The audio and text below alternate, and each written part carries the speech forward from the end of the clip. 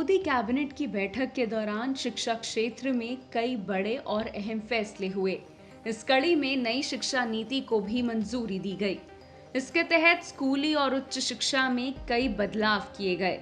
Cabinet बैठक के बाद इनकी जानकारी देते हुए सूचना और प्रसारण मंत्री प्रकाश जावड़ेकर, एचआरडी मंत्री रमेश पोखरियाल ने प्रेस कॉन्फ्रेंस की, जिसमें उच्च शिक्षा सचिव अमित खरे, सचिव स्कूल शिक्षा और साक्षरता अनीता करवल ने इसकी पूरी जानकारी दी।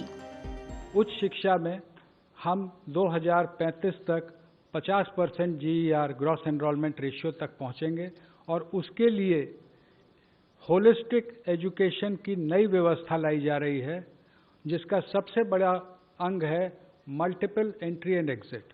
Multiple entry and exit system में ये रहेगा कि 1 साल के बाद सर्टिफिकेट, 2 साल के बाद डिप्लोमा, 3 या 4 साल के बाद डिग्री, यानी और multiple entry through academic bank of credit. जो नीचे बुलेट है कि मेरे जो क्रेडिट फर्स्ट ईयर के हैं, सेकेंड ईयर के हैं, जैसे बैंक के सेविंग अकाउंट होते हैं वैसे ही एकेडमिक क्रेडिट में डिजी लॉकर हमारे वहाँ पर क्रेडिट रहेंगे।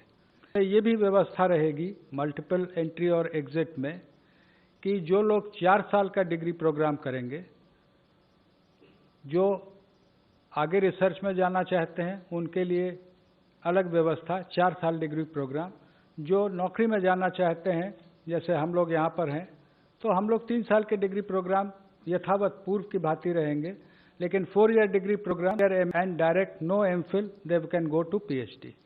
मल्टीपल डिसिप्लिनरी एजुकेशन की जो हम लोग बात कर रहे हैं उसमें मेजर और माइनर की व्यवस्था होगी। जो मेजर प्रोग्राम जो डिसिप्लिन का है उसके अलावा माइनर प्रोग्राम भी लिए जा सकते हैं। इसका फ़ायदा ये होगा, 2 फायदे, जो कि म्यूज़िक में रुचि रखते हैं लेकिन उसके लिए फॉर्मल उनको कोई व्यवस्था नहीं रहती है। नई व्यवस्था में मेजर और माइनर्स के माध्यम से ये व्यवस्था रहेगी कि व्यक्ति मल्टी डिसिप्लिनरी वेल राउंडेड अपने इंटरेस्ट के हिसाब से इंजीनियरिंग और म्यूज़िक अगर सीखना चाहता है, अगर वहाँ संस्थानों को मल्टी डिसिप्लिनरी बनाया जाएगा, यूनिवर्सिटीज़ को मल्टी डिसिप्लिनरी बनाया जाएगा, वहाँ वो शिक्षा ले सकता है। Graded autonomy of autonomous colleges, ये आप में से प्रायः बहुत लोग अवगत होंगे कि हमारे देश में लगभग 45,000 कॉलेजेस हैं जिनको हम संबद्धता प्राप्त एफिलिएटेड कॉलेजेस कहते हैं। किसी किसी विश्वविद्यालय में तो इनकी संख्या 800 तक पहुंच गई, जिसके कारण न केवल गुणवत्ता में गिरावट आती है बल्कि विश्वविद्यालय परीक्षा केंद्र ही बने रहते हैं, लगातार वहाँ परीक्षा चलती रहती है। ग्रेडेड ऑटोनॉमी की व्यवस्था ये होगी कि उनके एक्रेडिटेशन स्टेटस के आधार पर A+, A, B, उनको अलग अलग एडमिनिस्ट्रेटिव और एकेडमिक ऑटोनॉमी और फाइनेंशियल ऑटोनॉमी कॉलेजेस को दी जाएगी। जो A+ हैं वो ज़्यादा ऑटोनॉमी पाएंगे, A वाले उससे कम, और B ग्रेड में जो रहेंगे उनको कहा जाएगा कि आप अपने आप में सुधार लाएं, तब आपको आगे इसमें व्यवस्था की जाएगी।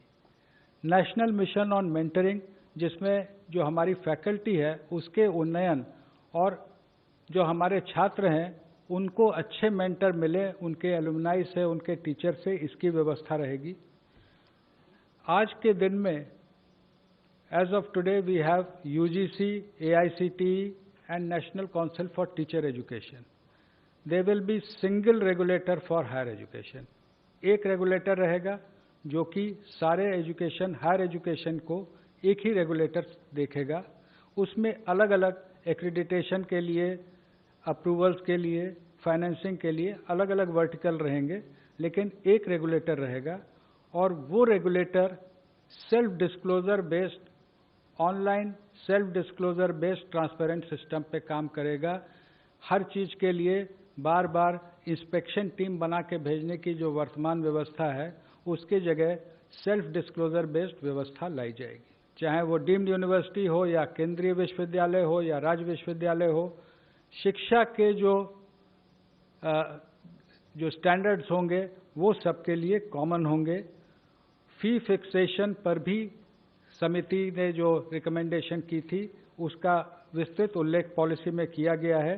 जीडीपी का 6% शिक्षा के क्षेत्र में व्यय होना चाहिए। अभी as on date it is around 4.43%, including the state government, centre and the state government. That we will work together, that is the central government, state governments will work together to achieve 6%. Use of technology, इसमें 4 मुख्य हैं।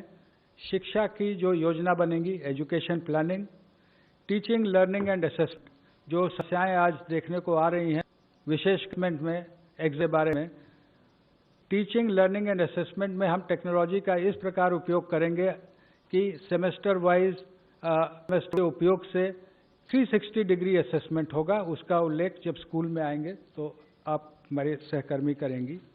मैंने पहले भी कहा, access to the disadvantage could be economical, disadvantage could also be due to differently abled persons. उनके बारे में भी विशेष उल्लेख है कि दिव्यांगजनों के लिए टेक्निक का और टेक्नोलॉजी का उपयोग कर हम उनको शिक्षा में आगे बढ़ाएंगे। लेकिन इस बार जो है वो early childhood care and education के लिए एक पूरा करिकुलम बनाने की बात है। करिकुलम के अलावा यूनिवर्सलाइजेशन, जो सस्टेनेबल डेवलपमेंट गोल्स में भी जो लिखा हुआ है, तो इस शिक्षा को जो पूर्व प्राथमिक शिक्षा होती है उसकी यूनिवर्सलाइजेशन की बात की गई है। इसका जो करिकुलम है वो एनसीईआरटी के द्वारा डेवलप होगा और 3 से 6 वर्ष के जो बच्चे हैं, जो आंगनवाड़ी में भी पढ़ते हैं, कुछ बच्चे प्री स्कूल में भी पढ़ते हैं, उन दोनों सिस्टम्स को 2030 तक, जो हमारे बच्चे आउट ऑफ स्कूल हैं, वो हर एक बच्चे को हमें वापस लाना है। इसके साथ ही मानव संसाधन विकास मंत्रालय का नाम बदलकर बुधवार को शिक्षा मंत्रालय कर दिया गया है।